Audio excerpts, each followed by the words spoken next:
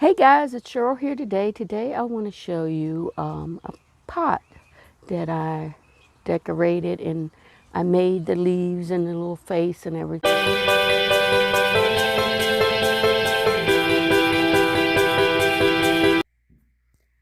Hey guys, it's Cheryl here today. Today I'm transforming this clay pot, and what you need for this project is some super sculpey, or you can get Fimo clay. This is what I had on hand, and that's 1 pound. And this is what it looks like in the box. And you can kind of soften it up with your hands. And then you need well, you don't need it, but I happen to have this mold for different faces. And then you need some leaves from off of, I used some silk flowers, different sizes, because you want the imprint of the leaves. And then you need some kind of a knife and beads. Let's see, kind of like that one, first one, that one. So we'll see. Okay, here I'm conditioning the clay to make it softer. I'm going to put it in like a snake type format and stick it into the mold. Make sure I get the entire face, and I'm just pressing it in. And didn't like that one, so I am going to do it again. Let's see if this one is the good one. Yeah. So I'm kind of pressing the clay around the edges so I can have something to stick to the pot. Okay, I had a couple over here. So now I'm just going to be making the leaves. Okay, so here I'm putting the face on the pot, just mashing it down with my little tools. Looks like a little butter knife. You don't need this tool. You can use whatever you have on hand. Okay, so I'm going to shape out the leaves, and I'm using this other small leaf because it has some nice veins on it that I'm using here on the leaves. I'm probably going to make about 6 large leaves, maybe 5 or 10 medium and 10 small. You can make as many as you want. Okay, so this is all my leaves and everything, and I think I have enough. Okay, so I have it on this foil because you have to bake it to make it hard. So before I do that, I'm going to go ahead, and this may be a little hard to see, but I'm going to pick out some beads. I'm going to pick up like 2 gold type beads to make the eyes look brown, and 2 white ones for the teeth.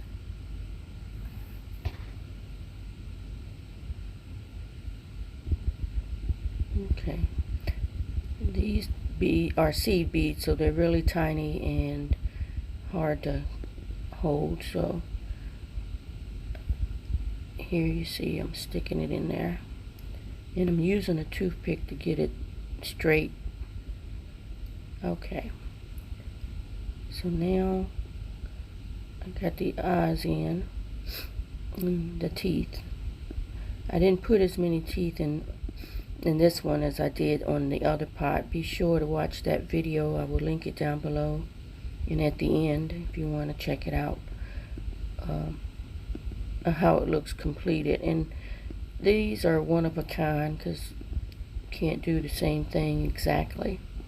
So I'm just layering all the leaves on the pot, and see, there we go. So I'm just gonna make an imprint with this old pen I had of this little salamander or lizard,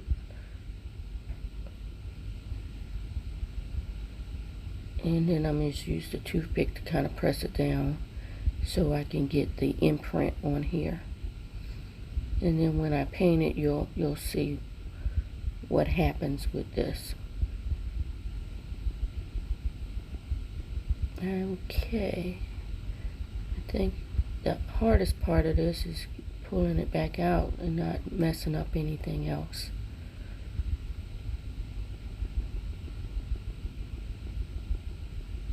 Okay, there we go. Almost out. I'm still struggling to get this thing out, y'all. Okay, there we go. And I also have this little pin that it's a little bird. I'm gonna stick that one on. It's a old vintage earring I picked up somewhere, and of course, you know, I probably lost the other one. Okay, so you can really see it, maybe a little. So I have the imprints in it. I don't think I'm gonna put anything else on it. I had a ladybug, but it's too big for this one. Okay, so now I did bake it in the oven. I had a little bit of a mishap. As you can see on the side, one of the leaves fell off, and I ended up having to use this E6000 to glue some of it back on because I wanted to be sure it wouldn't fall off once I put a plant in it.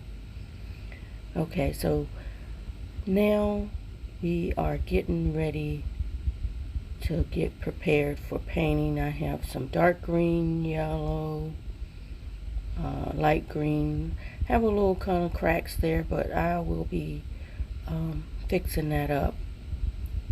Okay, so let's get ready to paint. You need, like I said, any color paint you want. It doesn't have to be the colors that I use. This is just what I had on hand.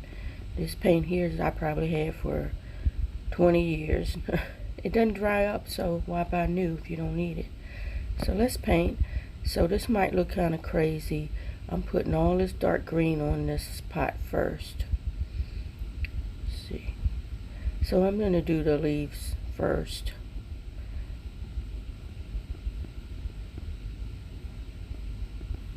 So we're getting all that on there. And after we get that on, I'll show you my dry brushing techniques. Where I wish I could paint this fast in real life, y'all. Okay. Okay, there it is, all finished with all the green paint on it. Made sure that really dried.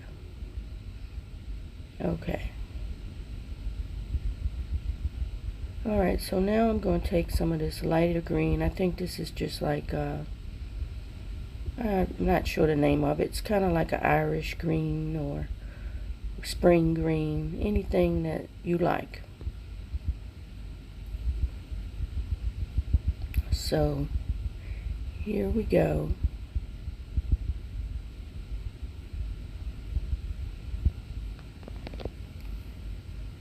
Okay, I'm just dry brushing this on.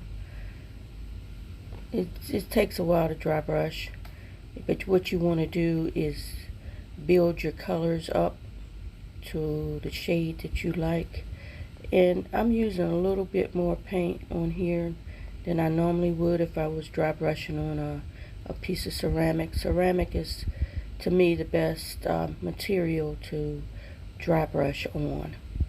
So I think I put on maybe 3 coats of this. Like I said, it's up to you of what you want to do. Okay, so look at the difference. Well, now that I've got my couple of coats on here, and now I think I'm going to put a little bit of yellow, and that will help highlight it even more. And I didn't bother cleaning my brush in between because it didn't matter if I had a little bit of green still on there. Okay guys, I think I'm pretty much satisfied. I may do a little touch up here and there with the yellow, and this is just a plain old yellow. See, I guess, yeah, I decided to put a little bit more. Okay, so now I'm going to put this antiquing gel that I had for a while. Like I said, I don't throw anything away if it's not dried up, because I can use it again. And then I'm going to put this onto, and this is a water-based gel, so I'm going to put this onto the leaves.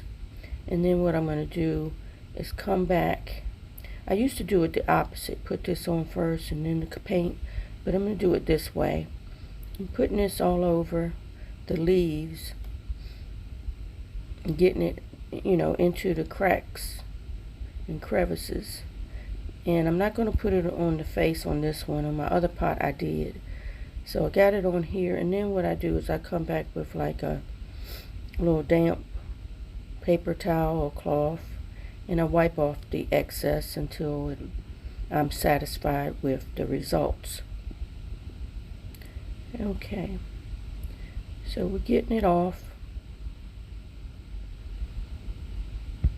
and as you can see, the brown is I guess it's like a golden tan color, and you could probably find some of this antique and medium at Hobby Lobby or online. I don't know about this brand, but there's several out there. So I got it all off, and this is the end result, guys. So if you like it, don't forget to say hashtag makethepot. So I truly appreciate it, and if you're new here, don't forget to subscribe if you like this kind of content, and I'll see you guys on the next video. Take care.